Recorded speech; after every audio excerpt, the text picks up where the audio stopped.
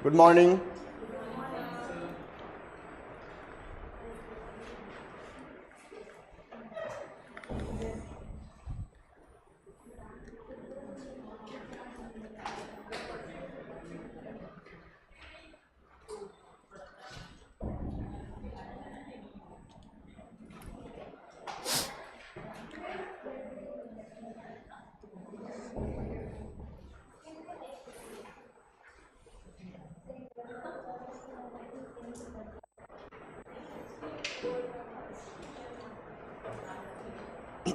कल पीडीएफ मिल गया था।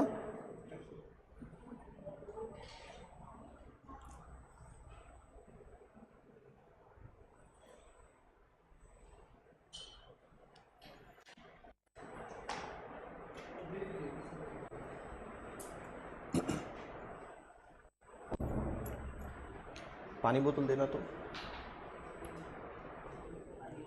हेलो, पानी बोतल।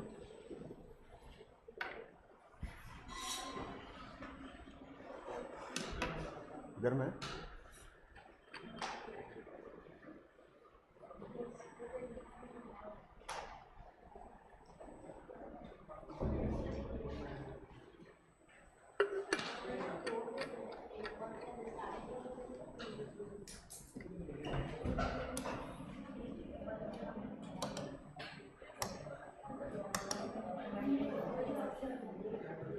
चलिए इधर इधर शुरू करें। तो लास्ट क्लास में कहां तक पढ़े थे?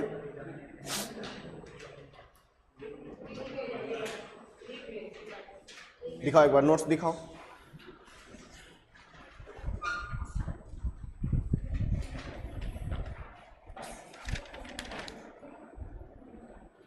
थोड़ा बड़ा लिखिए ना, थोड़ा बड़ा लिखा कीजिए। अच्छा, फास्ट के कारण। ऋग्वेद शुरू कर दिया था, पूरा डिटेल बता दिया था।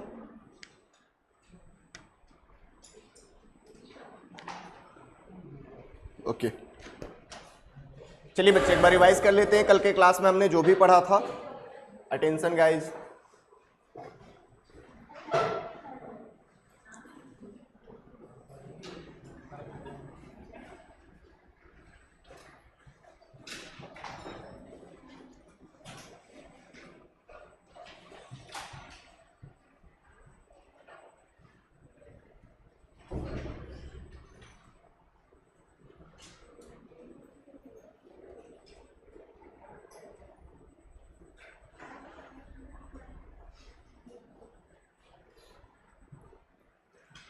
हो गया, पढ़ ले।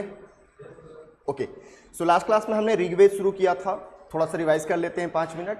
ऋग्वेद सबसे प्राचीनतम वेद था, सबसे ओल्डेस्ट वेद था। ठीक है, इसमें हमने 10 मंडल देखा था और साथ ही 1028 सूक्त देखा था। 10,552 ऋचाएँ देखे थे। 10 मंडल में दूसरा से 7वां मंडल जो है वो आपका पुराना था और पहला 9वां 10वां और 8वां ये न्यूएस्ट है, यानी अभी लिखा गया है। यहीं पे अगर आप देखोगे तो यहाँ से हमें आर्यों के जीवन के बारे में और साथ ही हमें सप्त सैंधव रीजन के बारे में भी जानकारी मिलती है।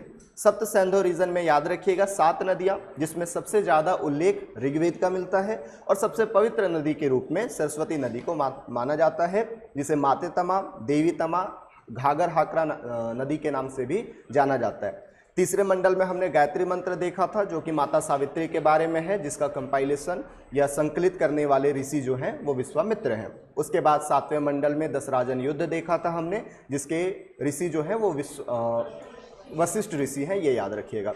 9वें मंडल में हमने सोम देवता के बारे में, सोमरस के बारे में देखा था और 10वें मंडल के पुरुष सूक्त में हमने चतुर्वर्ण व्यवस्था के बारे में, यानी कि ब्राह्मण, क्षत्रिय, वैश्य और शूद्र के बारे में हमने देखा था।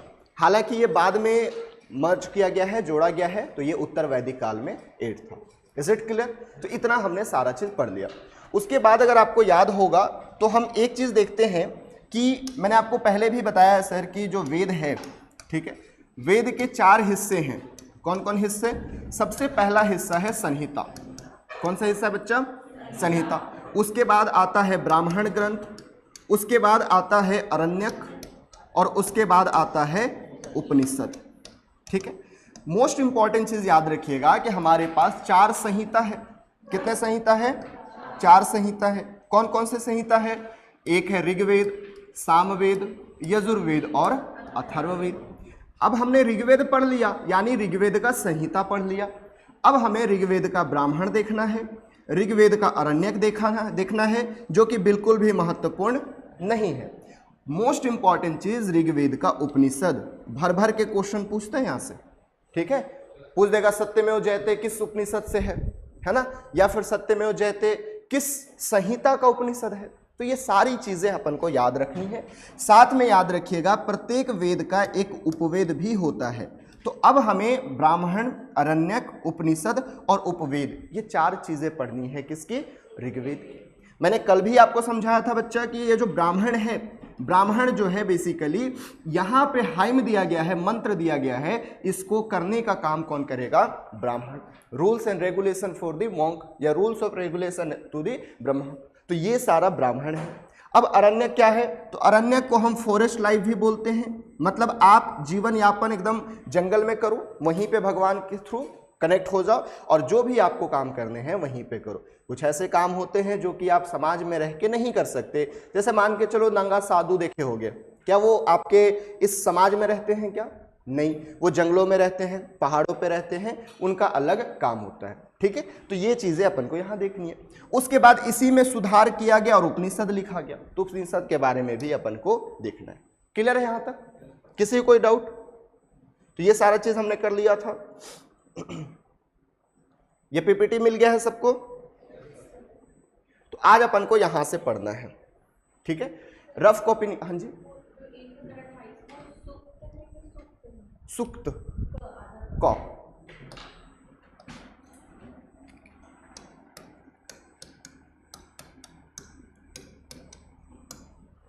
ठीक है, सुक्त नहीं, सुक्त। अच्छा, रफ कॉपी निकालिए। सबसे पहले अपन याद करेंगे, फिर नोट करेंगे। आपको 2 कॉपी रखना याद है ना, ये सुनो।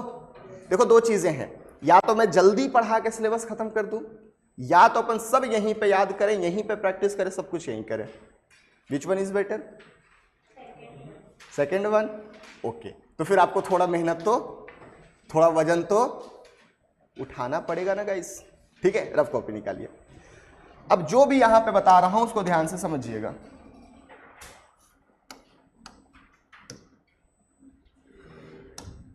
यहां पे कुछ वो सर्कल वगैरह वो नहीं आता है क्या?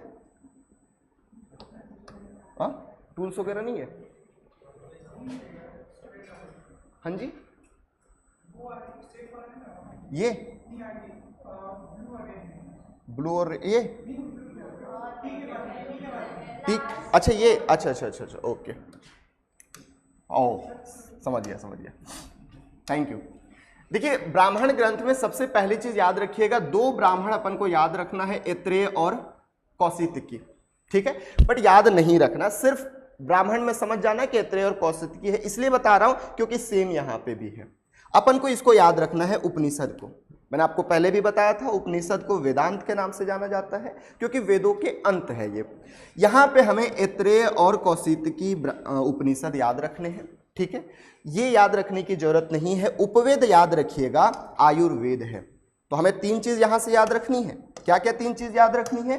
सबसे पहली चीज कि ऋग्वेद का उपनिषद क्या है सर? तो ऋग्वेद के उपनिषद में हमने 2 चीजें देखा, एक हमने ऐत्रेय देखा और दूसरा हमने कौशितकी देखा। बोलिए मेरे साथ एक बार, एक हमने ऐत्रेय देखा और दूसरा कौशितकी देखा। उसी तरीके से ऋग्वेद का अगर उपवेद देखोगे तो ये क्या है? आयुर्वेद है, आयुर्वेद है, ठीक है। तो ये पॉइंट अपन को याद रखना है, जस्ट इसको नोट कर लीजिए, फिर हम आगे चलेंगे। इसमें ज्यादा नहीं है, ये इंपॉर्टेंट नहीं है, जो इंपॉर्टेंट होगा वो बहुत लंबा होगा, ठीक है। ऐसे लिखिए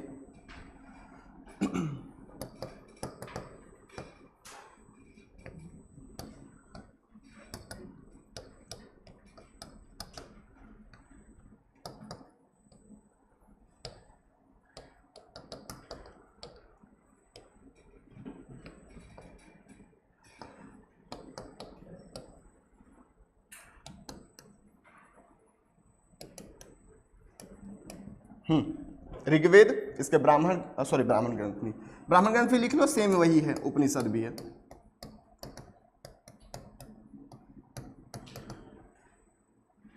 यहां पे भी वही लिख लेना, ऐत्रेय और कौशिकी। समझ में आया ये? यस और नो? ओके।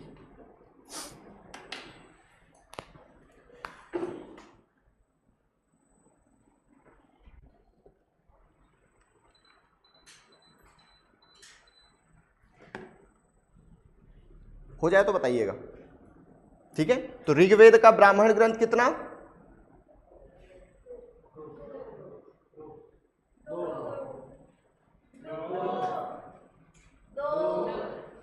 ऋग्वेद का ब्राह्मण ग्रंथ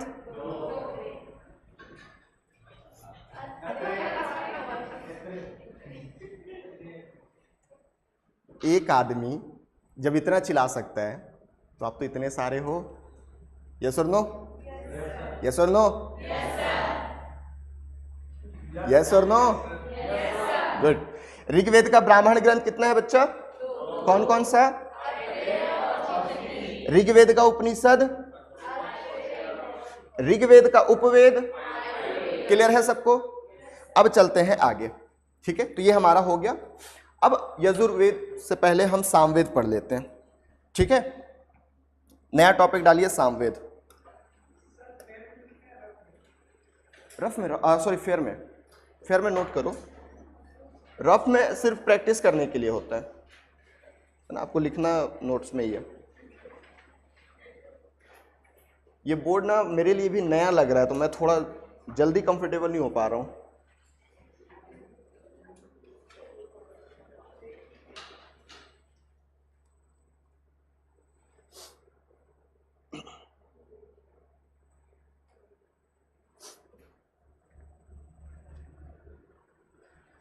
ठीक है, टॉपिक डालिए सामवेद। सामवेद नहीं, यजुर्वेद नहीं बोला, सामवेद बोला।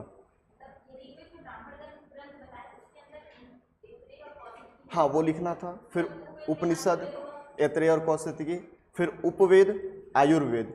अब नेक्स्ट टॉपिक, ऋग्वेद खत्म हो गया, अब नेक्स्ट टॉपिक डालिए सामवेद, ठीक है। Just give me 2 second.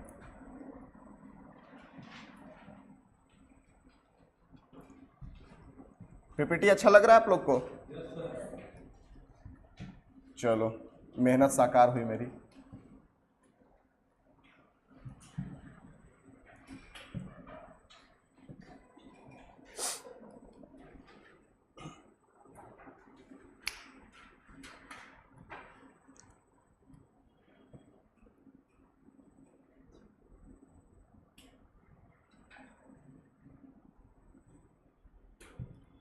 चलिए सामवेद शुरू करें।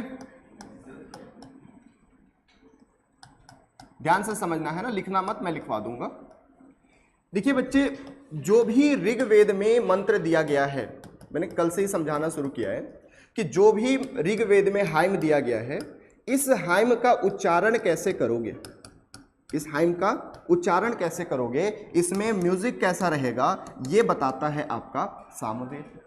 जैसे तीसरे वेद में गायत्री मंत्र है। अब गायत्री मंत्र को पढ़ोगे कैसे, है ना? तो एक हमने टोन देखा कि ओम भूर्भुवः स्वः, इस तरीके से हर मंत्र पढ़ने के टोन अलग अलग होते हैं। पंडित जी जब पढ़ते हैं तो देखिएगा आप लोग कि अलग अलग वे से अलग अलग मंत्रों का उच्चारण किया जाता है। तो जो भी उच्चारण है, जो भी म्यूजिक देना है, वो सामवेद देने का काम करता है। यानी जितने भी हाइम्स है उन सब को कैसे उच्चारण करना है, ये कौन बताएगा? सामवेद बताएगा। और कहीं ना कहीं इसीलिए इसको भारतीय म्यूजिक का सबसे पुराना शास्त्र माना जाता है। भारतीय म्यूजिक का ये क्वेश्चन कई बार पूछ देता है, ठीक है। क्यों? क्योंकि पहली बार ये म्यूजिक देने का काम किया, इसलिए इसको हम भारतीय शास्त्र का सबसे पुराना ग्रंथ मानते हैं। अब इसका जो पाठ करेगा उसको क्या बोलते हैं बेटा? उद्गाता, ठीक है। अच्छा, आप लोग को पता है कि पाठकर्ता को क्या बोलते हैं? ऋत्विज बोलते हैं, है ना? तो इसका ऋत्विज कौन हो जाएगा? ऋत्विज कौन हो जाएगा? उद्गाता, ठीक है। तो ये सारी चीज, अब इसमें कितने क्या क्या दिए गए हैं ये थोड़ा सा देख लेते हैं। सो बेसिकली याद रखिएगा कि ये साम जो है, साम का शाब्दिक अर्थ होता है गायन, यानी कि म्यूजिक, ठीक है, सिंगिंग। सबसे छोटा वेद है, ये भी अपन को याद रखना है। और यही कारण है कि इसको हम संगीतमय या फिर भारतीय संगीत का सबसे प्राचीनतम ग्रंथ के नाम से जानते हैं। इसके जो रिसाइटर हैं, इसके जो पाठकर्ता हैं, वो कौन है? उद्गाता है। ठीक है। संकलनकर्ता याद रखिएगा, इसमें जैमिनी और सुकर्मा का नाम आता है। ये महत्वपूर्ण नहीं है, लेकिन फिर भी इतना याद रखिएगा कि इसमें 1075 क्या है? तो मंत्र है। क्यों महत्वपूर्ण है? क्योंकि 1875 में से 1800 जो मंत्र है वो हमने ऋग्वेद से ही लिया है। 75 मंत्र अलग से है, यानी कि 1800 मंत्रों का उच्चारण वही होगा जो ऋग्वेद में मंत्र है। 75 मंत्र हमने अलग से इसमें कंपाइल कर दिया है, संकलित कर दिया है। एक बार फिर से देखिए, साम का शाब्दिक अर्थ है गायन, म्यूजिक, इसीलिए इसको भारतीय संगीत का सबसे प्राचीनतम ग्रंथ माना जाता है। ठीक है। Oldest book related to Indian music. दूसरी चीज याद रखिएगा, सबसे छोटा वेद है, सबसे महत्वपूर्ण वेद है। पाठकर्ता, रिसाइटर जो है वो उद्गाता है। इसको जो संकलित करने का काम किया था वो जैमिनी और सुकर्मा ने किया था, और इसमें 1875 ऋचाएं हैं, मंत्र हैं, जिसमें से 1800 ऋग्वेद से लिया गया है और 75 मंत्र जो हैं वो अलग से कंपाइल किया गया है। इसके 2 शाखा है, ये पॉइंट याद रखिएगा। अब कंपेयर करके पढ़िए। ऋग्वेद की शाखाएं हमने 2 देखा था, साकल और बास्कल। था तो 5, लेकिन हमको याद कितने करने थे? 2, साकल और बास्कल। यहां पे 3 है और तीनों महत्वपूर्ण है। वो कहते हैं ना, 3 भाई तीनों तबाही, वैसे ही 3 है, तीनों तबाही है। कौन कौन सा है? कौथुम संहिता, रणायनीय संहिता और जैमिनीय संहिता। ये तीनों को याद रखना है। रामायणीय नहीं बोल रहा हूं, रणायनीय है। ठीक है। पहला कौथुम, बोलिए मेरे साथ, कौथुम, रणायनीय और जैमिनीय संहिता। ठीक है। कौन कौन सा सर? कौथुम संहिता, रणायनीय संहिता और जैमिनीय संहिता। एक बार रिवाइज कर लें क्या क्या पढ़ा हमने अभी तक। तो सर हम जानते हैं सामवेद। सामवेद जो है वो किससे निकला है? अरे ऋग्वेद नहीं, कौन से शब्द से? मतलब क्या होता है सर? और ये भारतीय संगीत का सबसे प्राचीनतम, ओल्डेस्ट, सबसे छोटा है, सबसे स्मॉल ग्रंथ है। इसके पाठकर्ता को क्या कहते हैं? उद्गाता कहते हैं सर। ये हमने याद कर लिया। कितने मंत्र हैं? 1875। इसमें से 1800 कहां से लिया गया है और बाकी 75 कहां से लिया गया है? अन्य जगहों से। इसके कितने ब्रांच हैं? 3 ब्रांच हैं। कौन कौन सा? कौथुम शाखा, राणायनीय शाखा, रणायनीय और जैमिनी शाखा। Is it clear sir? एक बार फिर से रिवाइज करते हैं। साम से निकला है, जिसका अर्थ होता है गायन, म्यूजिक, सबसे छोटा है। ठीक है। इसके साथ ही भारतीय म्यूजिक का सबसे पुराना ग्रंथ है। इसके पाठकर्ता को क्या कहते हैं? उद्गाता कहते हैं। तीसरी मोस्ट इंपॉर्टेंट चीज, संकलनकर्ता कौन है? सुकर्मा है। ठीक है। इसकी 3 शाखाएं हैं, कौथुम शाखा, रणायनीय शाखा और जैमिनीय शाखा। ये चीजें याद हो गई। 1875 मंत्र हैं, जिसमें से 1800 ऋग्वेद से लिया गया है और 75 अन्य जगहों से लिया गया है। क्लियर यहां तक? Noted down. सब यही याद कर लो, घर में जाके बस रिवीजन करना। ठीक है। लिखिए।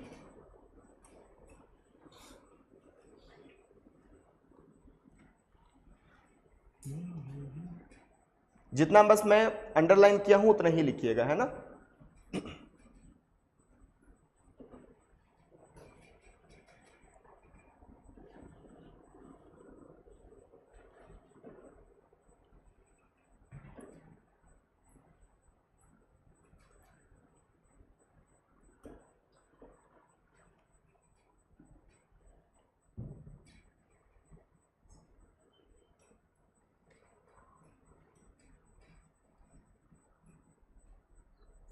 हाँ जी बच्चे।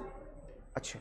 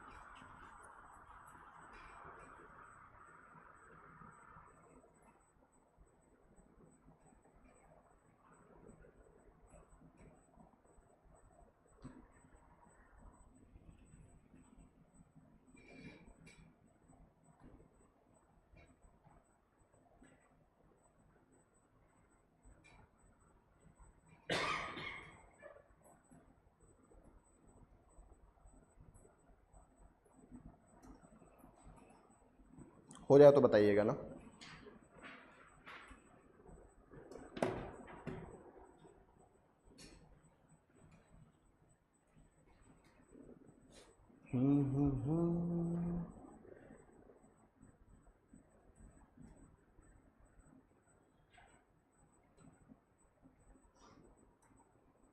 हो गया बच्चे?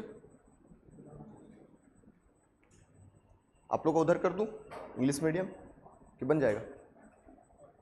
हिंदी वाले लिख लिए? जल्दी लिखो।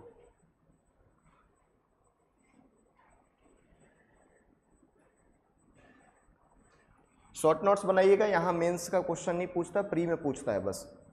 जहाँ मेंस पूछेगा वहाँ पे मैं लॉन्ग आंसर लिखवा दूंगा, है ना, डिक्टेट करके।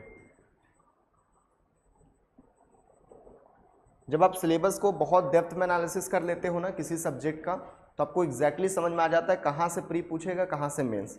तो यही अपन को करना है एटलीस्ट हिस्ट्री सब्जेक्ट के लिए, ठीक है। मैं हर टॉपिक का प्रीवियस ईयर क्वेश्चन भी कराऊंगा क्लास में ही, और साथ में टेस्ट में वैसा क्वेश्चन दूंगा जो कि एक्सपेक्टेड होता है कि आ सकता है। तो ये चीज़ें याद रखिएगा।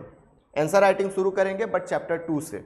चैप्टर 1 में कोई आंसर राइटिंग नहीं, क्योंकि ये बेसिक है ना। हम अभी मान के चलो हमारा बेस क्लियर कर रहे हैं, बेस बना रहे हैं, ठीक है। उसके बाद फिर हम थोड़ा सा स्पीड भी पकड़ेंगे और वहाँ से मेंस ओरिएंटेड कंटेंट भी मिलना शुरू हो जाएगा। हाँ जी, वो तुम्हारे लिए नहीं है, सिंपल है। कौथुम संहिता जो है उत्तर भारत में ज़्यादा प्रचलित है और जैमिनीय संहिता जो है दक्षिण भारत में प्रचलित है, ठीक है। जब मैं आपको शैव धर्म पढ़ाऊंगा ना तो समझ में आएगा कि यहाँ पे क्यों लिखा हूँ, ठीक है। शैव धर्म और वैष्णव धर्म, वहाँ पे ऐनार पढ़ोगे आप लोग, नैनार, ऐनार, ये गुरु हुआ करते थे जो कि शैव धर्म को दक्षिण में फैलाए, वैष्णव धर्म को दक्षिण में फैलाया, कोई उत्तर में फैलाया। तो इसलिए लिखा गया है कौथुम संहिता जो है उत्तर भारत में ज़्यादा प्रचलित है और जैमिनीय संहिता दक्षिण भारत में बहुत प्रचलित। लिख लिया यहाँ तक? चलिए इंग्लिश वाले भी देख लीजिए अगर कुछ। ये वाला बस, बाकी तो इंग्लिश में था ही। कौथुम संहिता, रामायणीय संहिता और जैमिनीय संहिता।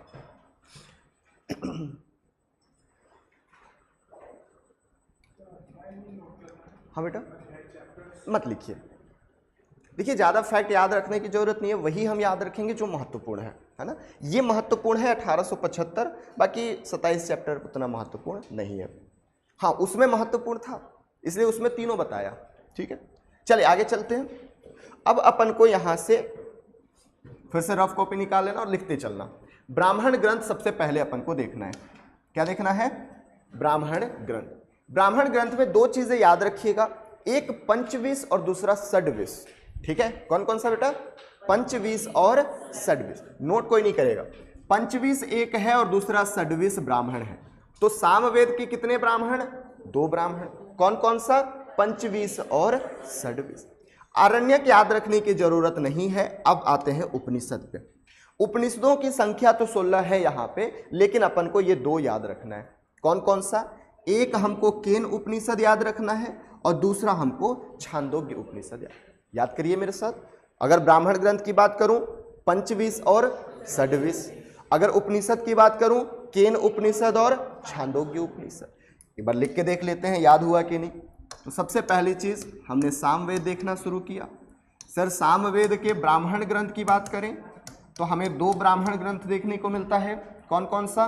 तो एक आपका पंचविश और दूसरा आपका षड्विश, ठीक है सर। उसके बाद हमने उपनिषद देखा और उपनिषद में हमने क्या क्या देखा? तो एक आपका केन उपनिषद और दूसरा आपका छांदोग्य उपनिषद। सर यहां तक महत्वपूर्ण नहीं है, अब यह महत्वपूर्ण है कि केन में क्या दिया गया है। क्वेश्चन कैसे पूछेगा कि कृष्ण की वृतांत या कृष्ण देवकी की पुत्र है, इसका वृतांत कौन से उपनिषद में मिलता है?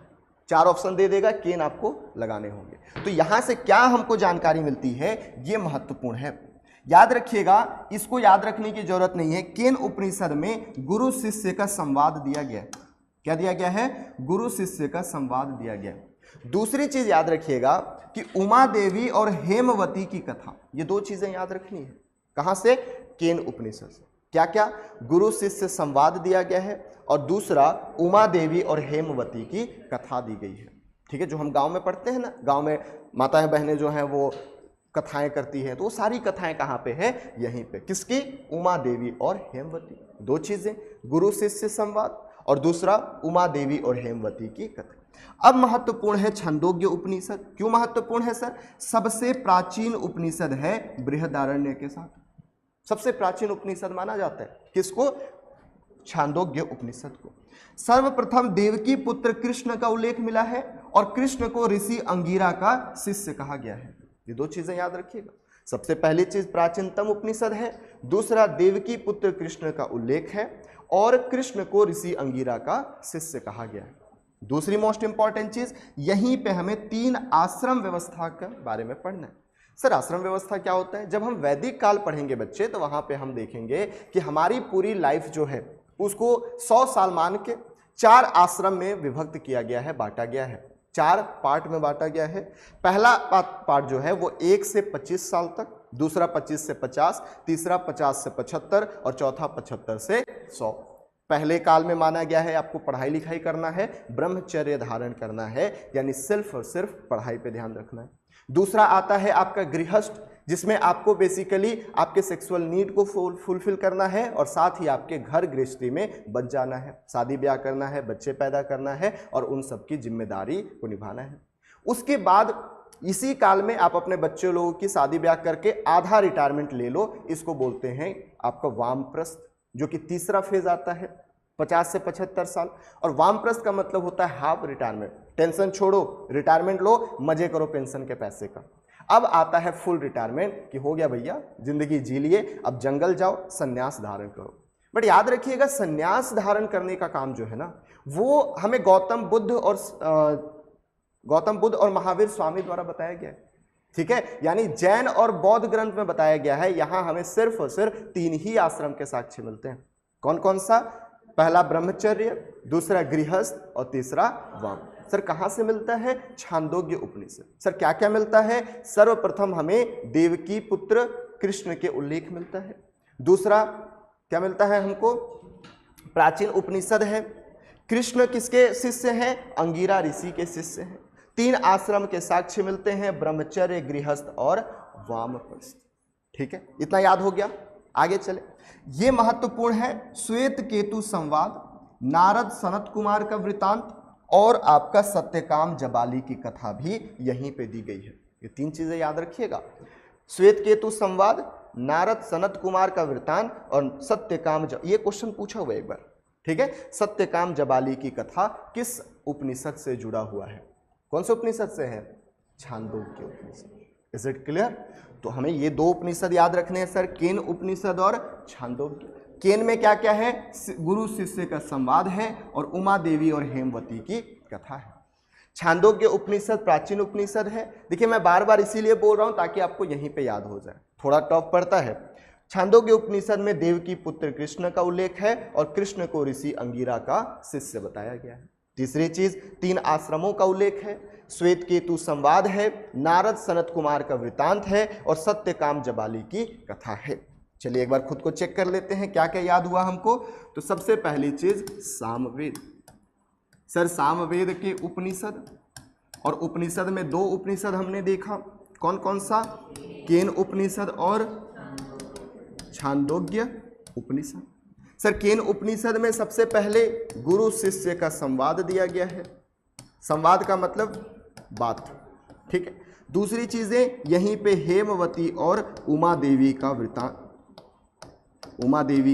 वृतांत मिलता है या कथा मिलता है। ठीक है, उसके बाद हम छांदोग्य में गए। छांदोग्य सबसे पुराना है, सबसे ओल्डेस्ट है, सबसे प्राचीनतम है। सर्वप्रथम देवकी पुत्र कृष्ण का उल्लेख है। कृष्ण को किसका शिष्य बताया गया है? अंगिरा ऋषि का शिष्य बताया गया है। तीसरी महत्वपूर्ण चीज, 3 आश्रम व्यवस्था के बारे में डिस्कस मिलता है। कौन कौन से? ब्रह्मचर्य, गृहस्थ और वामप्रस्थ। उसके बाद आप देखोगे यहाँ पे तो हमें श्वेत केतु संवाद मिलता है। ठीक है, उसके अलावा हमें सत्यकाम जबाली की कथा मिलती है और नारद सत्य कुमार का वृतांत भी। क्लियर है यहां तक? Noted down. इंग्लिश में भी एक बार देख लो। यहाँ पे याद रखिए ब्राह्मण ग्रंथ में हमको दो देखना है, पंचविश और षड्विश। उपनिषद में हमको केन उपनिषद और छंदोग्य उपनिषद देखना है। यहाँ सबसे पहले, ठीक है, केन उपनिषद में उमा देवी और हेमवती की कथा मिलती है, गुरु शिष्य का संवाद मिलता है। ये सबसे ओल्डेस्ट उपनिषद है, अलॉन्ग विथ बृहद्रथ। वो मेंशन कृष्ण के बारे में जो कि देवकी पुत्र है, और यहाँ पे फर्स्ट टाइम इनके बारे में दिया गया है। 3 आश्रम के बारे में बताया गया है, साथ ही श्वेत केतु डायलॉग दिया गया है, और यहाँ पे नारद सत्य कुमार की अकाउंट भी दिया गया है। इसके अलावा याद रखिएगा सत्यकाम जबाली की भी कथा दी गई है। ठीक है,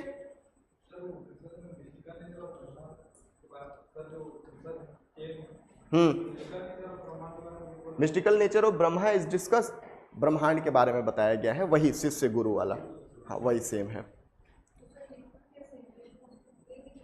सेम लिखो इसको पे एक बार आप लोग फोटो खींच लो, फिर मैं इंग्लिश वाला कर देता हूँ, या इंग्लिश वाले फोटो खींच लो। कौन खींचेगा? हाँ, इंग्लिश वाला खींच रहे हो, हिंदी वाला खींच रहे हो?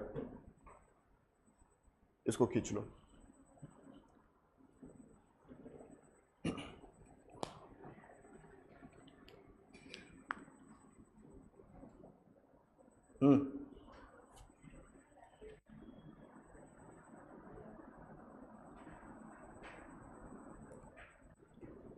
चलो टेंशन मत लो, ऐसे लिखो सामवेद, जैसे मैं लिख रहा हूं वैसे लिखते जाओ।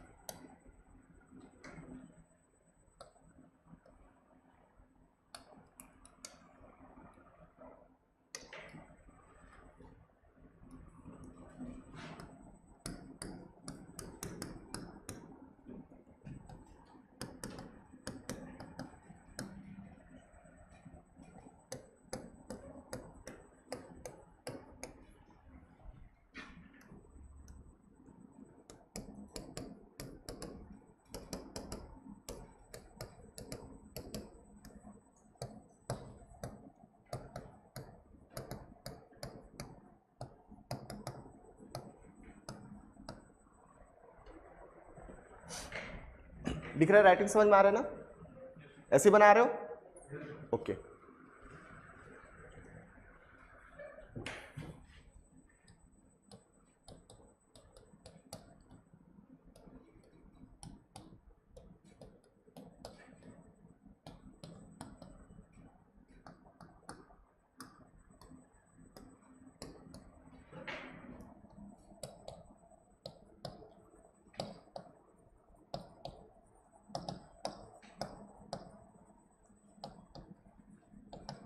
चलिए इतना लिखिए।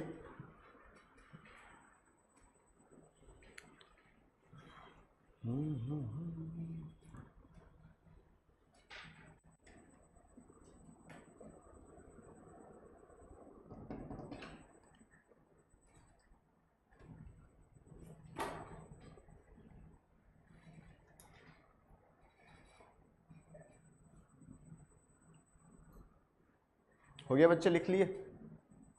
सबका डन? चलिए अब छांदोग्य में लिख लेते हैं। क्या क्या भैया? सबसे पहले बताइए। प्राचीनतम ग्रंथ, ओल्डेस्ट लिटरेचर, उपनिषद में ओल्डेस्ट है ना, याद रखिएगा, नहीं तो सामवेद से, अरे सॉरी, ऋग्वेद से कंफ्यूज मत होइएगा। पहली बार देवकी पुत्र सर्वप्रथम देवकी पुत्र कृष्ण का उल्लेख अर्लियर मेंशन ऑफ देवकी पुत्र कृष्ण, ठीक है, लिखिए। इसके अलावा और क्या पढ़ा था सर हमने? 3 आश्रम का उल्लेख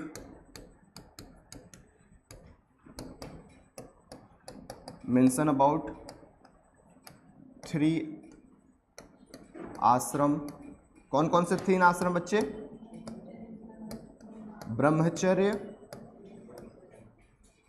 ब्रह्मचर्य, फिर गृहस्थ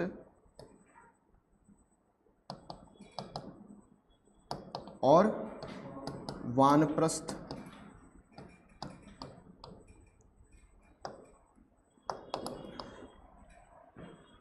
और क्या क्या था? सत्यकाम जबाली की कथा,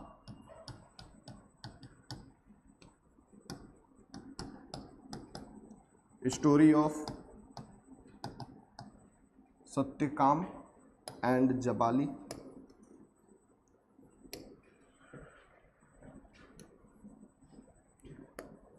और क्या था? श्वेत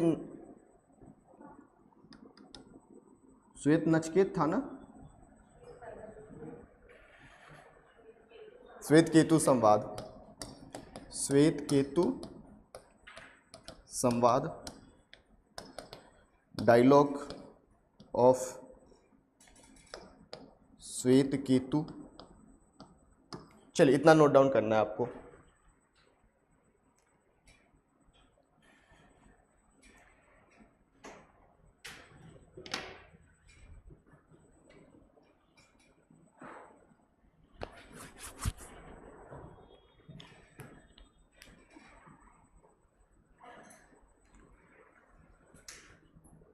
हो जाए तो बताइएगा, है ना।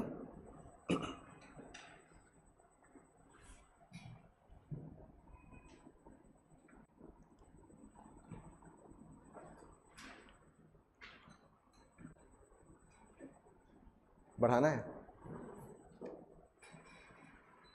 अच्छा, तभी ऐसे ऐसे कर रहे हो। अब ठीक है, चलिए हो गया, लिख लिए बच्चे। आगे चले। आगे चलने से पहले एक बार फिर से रिवाइज कर लो। ब्राह्मण ग्रंथ में हमने पंचविश और षड्विश पढ़ा है। अरण्यक महत्वपूर्ण नहीं है। उपनिषद में केन और छांदोग्य उपनिषद, केन में गुरु शिष्य संवाद दिया गया है। दूसरी चीज, उमा देवी और हेमवती की कथा भी दी गई है। छांदोग्य उपनिषद सबसे प्राचीन है। देवकी पुत्र कृष्ण का उल्लेख है। कृष्ण को ऋषि अंगिरा का शिष्य कहा गया है। 3 आश्रमों का उल्लेख है। श्वेत केतु संवाद है। नारद सनत कुमार वृतांत है। सत्यकाम जबाली की कथा है। अब लास्ट में याद रखिएगा कि इसका जो उपवेद है वो गंधर्व वेद है। कौन मुझे बताएगा ऋग्वेद का उपवेद क्या था? आयुर्वेद। तो ऐसे कंपेयर करके पढ़ेंगे तो याद रहेगा लंबा समय। ऋग्वेद का उपवेद आयुर्वेद, सामवेद का उपवेद गंधर्व वेद। ऋग्वेद का पाठकर्ता होत्री, सामवेद का पाठकर्ता उद्गाता। ऋग्वेद की ब्रांचेस साकल और बास्कर, सामवेद की ब्रांचेस बोलो कौथिम, नारायणीय और जैमिनी। तो इस तरीके से आप लोग कंपेयर करते चलिए, ठीक है। तो ये रहा आपका सामवेद। अगर किसी को यहां तक पूछना है तो बताइए, फिर आज एक और वेद पढ़ेंगे अपन। यहां तक किसी को डाउट है? यस और नो? अब चलते हैं यजुर्वेद में। टॉपिक डालिए यजुर्वेद। नोट्स एकदम बेहतरीन बन रहा है आप लोग का? नोट्स बेहतरीन बन रहा है? हाँ, बस उस नोट्स को डेली रिवाइज करते रहिएगा। पता चला लॉकर में जाके रख दिए। टॉपिक डालिए यजुर्वेद।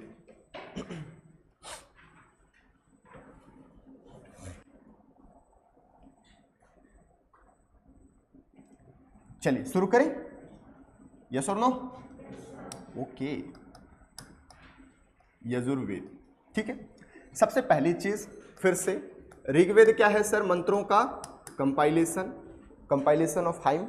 दूसरा, इसी मंत्रों का उच्चारण कैसे करेंगे, ये कहाँ दिया गया है? उच्चारण ऐसे थोड़ी होता है, कुछ तो चाहिए ना भाई, है ना? पंडित जी को कुछ चाहिए, कुछ यज्ञ अनुष्ठान जो भी कराना है, क्योंकि मंत्र सिर्फ मंत्र नहीं पढ़ा जाता, मंत्र के साथ आपको यज्ञ करना पड़ेगा, अनुष्ठान करना पड़ेगा, ठीक है? तो ये सारी चीजें सैक्रिफाइस करनी पड़ेगी, किसकी? नींद की, है ना, सोशल मीडिया की, घूमने फिरने की, तब तो जाके यूपीएससी होगा, यस और नो? तो यहाँ पे भी आपको कुछ ना कुछ सैक्रिफाइस करना था। देखिए, दो चीजें होती है, एक होता है मेटेरियलिस्टिक सोसाइटी और एक होता है स्पिरिचुअल सोसाइटी। अभी हम जब पूजा पाठ करते हैं तो हम इसको मानते हैं कि इसको मानते हैं? किसको मानते हैं? स्पिरिचुअलिज्म को मानते हैं हम ये नहीं करते भगवान आईएएस एक बकरा खचाक ये ले, भगवान नंबर दिलवा दे उसका, ये ले, ऐसा नहीं करते हम। सिर्फ जाके हाथ जोड़ते हैं और बोलते हैं जो सही लगे आपको वो दे देना, यही बोलते हैं, यस और नो? तो ये होता है स्पिरिचुअलिज्म, ठीक है? पहले ऐसा नहीं था, पहले का जो समाज था वो मेटेरियलिस्टिक था। मेटेरियलिस्टिक का मतलब है कि संतान चाहिए, यज्ञ कराओ, 500 गाय का दान करो, 5000 ब्राह्मणों का खाना पीना करो, अगर इतना करते हो तब जाके संतान की प्राप्ति होगी। अगर किसी राज्य को जीतना है, यज्ञ कराओ, है ना, इतने ब्राह्मण का पेट पूजा कराओ और इतने गाय इतने बैल का बलि दो। बस समझ में आ रही है?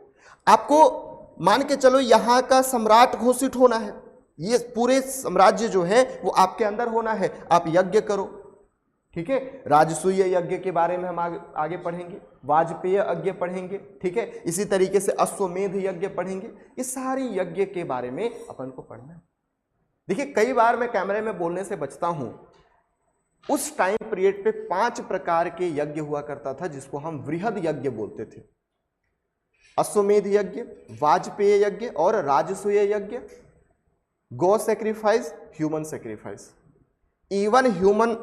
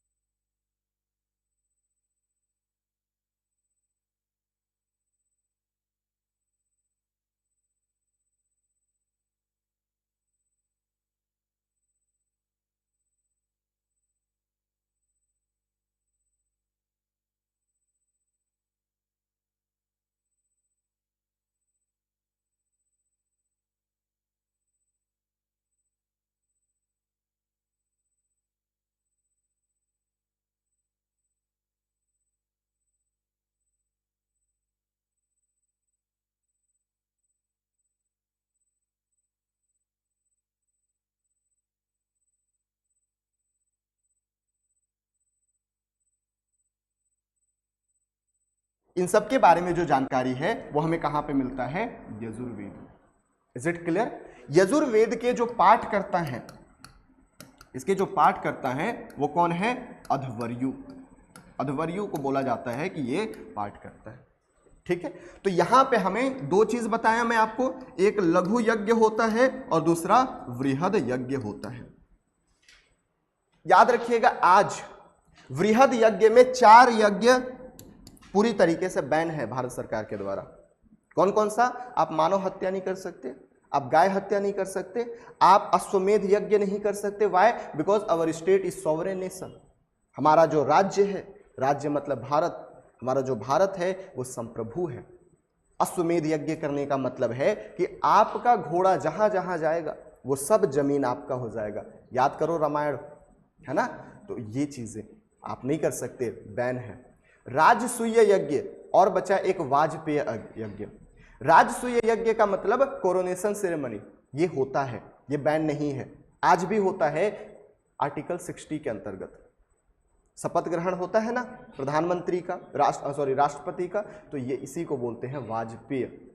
राजसूय का मतलब है मिठाई जब बंटता है, जब शपथ ग्रहण हो जाता है, प्रधानमंत्री राष्ट्रपति बन जाते हैं, तो उनके कार्यकर्ताओं द्वारा मिठाई बांटा जाता है। यही हुआ करता था यहाँ पे। 1 साल तक सिर्फ और सिर्फ खाना पीना, मौज मस्ती, सब। बस समझ में आ रही है? तो ये चीजें अपन को याद रखनी है। तो यहाँ पे अभी तीन बैन है, 2 अभी भी कर सकते हो आप लोग। 3 कौन कौन बैन है? गौ हत्या, इसके अलावा मानव हत्या और अश्वमेध यज्ञ। लघु यज्ञ अभी भी किया जाता है। आज जो आप लोग करते हो वो ये है, यहां से आप यहां शिफ्ट हो गए हो। ये भी जो मैं आपको बता रहा हूं कि 2 हो सकता है, वो भी अलग फॉर्म में। ऐसा नहीं है कि आप वहां पे पूरे सबको बुलाए, देखो सेम ही है, बट थोड़ा नेचर चेंज हो जाता है। जब पहले भी हम राजसूय यज्ञ करते थे, वाजपेय यज्ञ करते थे, तो हम अन्य देश के राजाओं को बुलाते थे। आज भी आप लोग देखोगे जब राष्ट्रपति के शपथ ग्रहण होता है तो हमारे यहाँ दूसरे देश के राष्ट्रपति प्रधानमंत्री आते हैं। यस और नो? आते हैं। तो वही सेम चीज है, बट अब नेचर उसकी बदल चुकी है। तो ये कंपेयर करना है आपको। तो यही हम यजुर्वेद के बारे में पढ़ते हैं। यजुर्वेद यजु शब्द से निकला है, जिसका अर्थ होता है बेटा बलिदान और यज्ञ, सैक्रिफाइस एंड यजना। बिना यज्ञ किए आपका कोई भी काम नहीं होने वाला है, क्योंकि मैटेरियलिस्टिक सोसाइटी हुआ करती थी। ठीक है, उसके अलावा यहाँ हमें यज्ञ, कर्मकांड और उनके विधान से संबंधित मंत्रों का संकलन मिलता है। इसके पाठकर्ता को हम अध्वर्यु कहते हैं। और याद रखना, ये एक ऐसा ग्रंथ है जहाँ पे गद्य और पद्य दोनों में दिया गया। देखिए, जब भी हम मंत्र की बात करते हैं ना, तो मंत्र कभी भी पद फॉर्म में नहीं हो सकता, यानी कि आपका जब भी हम मंत्र की बात करते हैं तो वो गद्य फॉर्म में नहीं हो सकता, कहानी के फॉर्म में नहीं हो सकता। मंत्र हमेशा कविता के फॉर्म में ही होता है। लेकिन जब नियम बताना है तो नियम को आप कविता के रूप में भी बता सकते हो और कहानी के रूप में भी बता सकते हो। ये क्वेश्चन पूछ सकता है कौन सा वेद है जो कि पद और गद्य दोनों में है, प्रोज और वर्सेस दोनों में दिया गया है, तो वो याद रखिएगा एकमात्र यजुर्वेद है। ऋग्वेद की बात करूं, सामवेद की बात करूं और अथर्ववेद की बात करूं, तो ये सिर्फ और सिर्फ पद में दिया गया है। ठीक है, यानी वर्सेस में दिया गया है। यहां पे ये गद्य और पद दोनों है। ठीक है, तो ये पॉइंट आप लोग याद रखिएगा। ब्राह्मण ग्रंथ में एक ही ब्राह्मण ग्रंथ अभी के लिए याद रखना, शतपथ ब्राह्मण सबसे बड़ा ब्राह्मण है, और यही कारण है कि इसको हम उपवेद के नाम से भी जानते। इतना बड़ा है कि वेदों के बराबर। आर्टिकल संविधान संशोधन 42 है ना, मिनी संविधान संशोधन बोलते हैं या मिनी संविधान बोलते हैं। क्यों? क्योंकि बहुत ज्यादा बदलाव हुआ, और यही कारण है कि ये भी बहुत बड़ा है, इसीलिए इसको हम लघु वेद के नाम से भी या स्मॉल वेद के नाम से भी जानते हैं। बात समझ में आ रही है? ये सबसे प्राचीनतम ब्राह्मण ग्रंथ है, हालांकि ऋग्वेद के बाद ही रचना हुई है। ऋग्वेद सबसे प्राचीनतम वेद है। सबसे प्राचीनतम जो ब्राह्मण ग्रंथ है वो कौन है? Shatapatha Brahmana. Is it clear? क्या क्या पढ़े एक बार रिवाइज कर लेते हैं। सर, यजु शब्द से निकला है, जिसका अर्थ होता है बलिदान और यज्ञ, सैक्रिफाइस और यजना। इसके जो रिसाइटर हैं, पाठकर्ता हैं, उनको हम अध्वर्यु कहते हैं। इसमें बेसिकली यज्ञ अनुष्ठान के बारे में, कर्मकांड और उनके सब्जेक्ट के बारे में उनकी जानकारी दी गई है। एकमात्र ऐसा वेद है जो कि गद्य और पद दोनों में दिया गया है। शतपथ ब्राह्मण सबसे महत्वपूर्ण ब्राह्मण है, जिसमें बहुत प्राचीनतम चीजें, जो प्राचीनतम है, और साथ ही इसे लघु वेद के नाम से भी जाना जाता है। एक बार फिर से हम लोग कितना याद हुआ, कितना याद कर पाए, चेक कर लेते हैं अपने आप को। सो हमने अभी कौन सा पढ़ा सर? यजुर्वेद। ऐसे चेक किया करो जब भी पढ़ो ना, पोमोडोरो टेक्निक तो सुने होगे, पढ़ो 25 मिनट 5 मिनट रिवाइज करो आंख बंद करके, लिख के देखो। एक बार अगर ये आइडिया लगा लिया ना, बहुत काम आता है। मैं क्यों आपको, मेरे को पता है कि मैं अगर इस तरीके से पढ़ाऊंगा ना सर, मेरे लगभग 4 से 5 क्लास एक्स्ट्रा लगेंगे सब्जेक्ट को कंप्लीट करने, बट ठीक है ना, 4 से 5 दिन ही तो लगेंगे, सेक्रीफाइस कर लिए, यजुर्वेद को दे दिए। बट ये टेक्निक सबसे बेस्ट है। आपने पढ़ा, आपने रिवाइज किया, अब एक ब्लैंक पेज पे लिख के देख लो। यही करना घर में, जब भी पढ़ो, जो भी पढ़े हो एक बार लिख के देखो। रिवीजन इसी को बोलते हैं। रिवीजन ये नहीं होता सर कि मैं बुक उठाया और बस पढ़ते गया, उसको रिवीजन नहीं बोलते, ये एक्टिव रिकॉल है। ठीक है, कितना चेक कर पा रहे हो ये देखो, जहां भूलोगे बगल में ऐसे करके जाके चीटिंग कर लेना। ठीक है, बात समझ में आ रही है? चलिए, तो सबसे पहले यजुर्वेद में हमने देखा कि ये यजु शब्द से निकला है, जिसका मतलब होता है सर सैक्रिफाइस और यज्ञ, यज्ञ और बलिदान। ठीक है, दूसरी चीज सर हमने ये देखा कि इसके जो पाठ करता है, इसके जो रिसाइटर हैं, उनको हम अध्वर्यु कहते थे, अध्वर्यु कहते थे। ठीक है, तीसरी मोस्ट इंपॉर्टेंट चीज, एक ऐसा वेद जो कि पद और गद्य दोनों में है, वर्सेस और एंड प्रोज दोनों में है। बाकी अगर आप ऋग्वेद की बात करो, सामवेद की बात करो और अथर्ववेद की बात करो, तो ये सिर्फ और सिर्फ पद में है, वर्सेस में। Is it clear? उसके बाद हमने देखा सर कि ये इसका जो ब्राह्मण ग्रंथ है, इसका जो ब्राह्मण ग्रंथ है वो है शतपथ ब्राह्मण। शतपथ ब्राह्मण जो है बेसिकली ये सबसे प्राचीनतम है ऋग्वेद के बाद, और दूसरी चीज इसे हम उपवेद के नाम से भी जानते हैं, क्योंकि ये बहुत बड़ा है। हो गया? जहां पे हम भूले होंगे एक बार फिर से देख लीजिए, कुछ तो नहीं भूले हैं, सब तो लिख ही दिया। Is it clear? तो इस तरीके से एक्टिव रिकॉल कीजिएगा, है ना? तो अगर आप लोग इसको घर में लिख लोगे तो मैं एक टॉपिक और करा दूंगा। घर में लिख लोगे? ठीक है, फोटो खींच लो। पीडीएफ है बट भूल जाओगे ना कौन सा लिखना है, तो फोटो खींच लो। हाँ बेटा, अच्छा कैमरा है, ठीक है, मतलब जैसी आपकी इच्छा।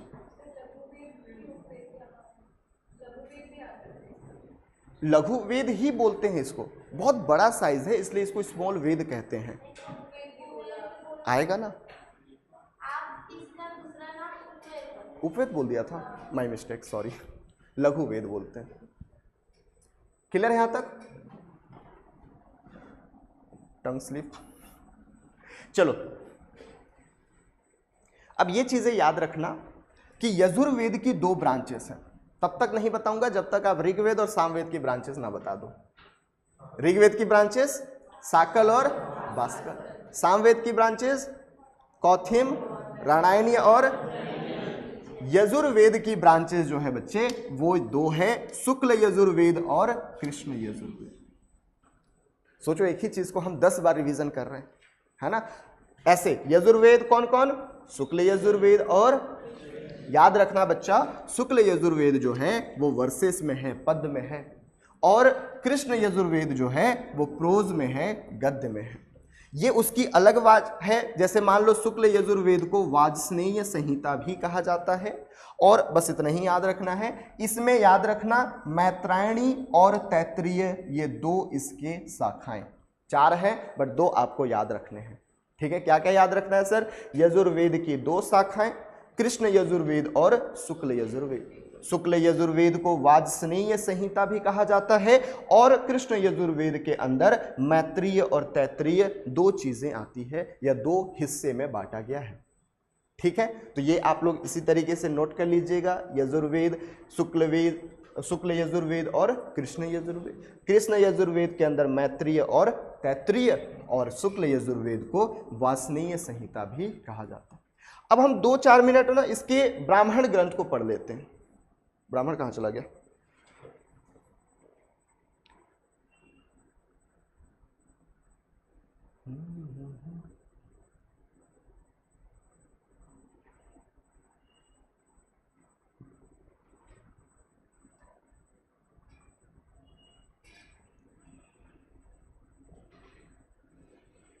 चलो कल ही पढ़ेंगे, टाइम भी हो गया आपका।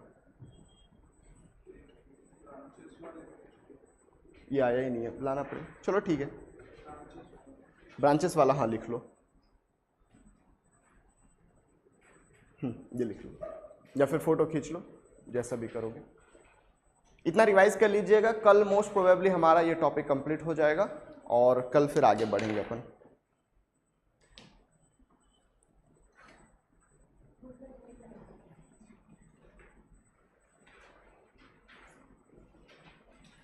हो गया? किसी को कुछ पूछना है? समझ में आ रहा है? पक्का? चलो किसी दिन पूछूंगा, टेस्ट लूंगा, सरप्राइज टेस्ट। ठीक है। अच्छा, कौन सा जीएस पढ़ रहे हैं बच्चे हम लोग?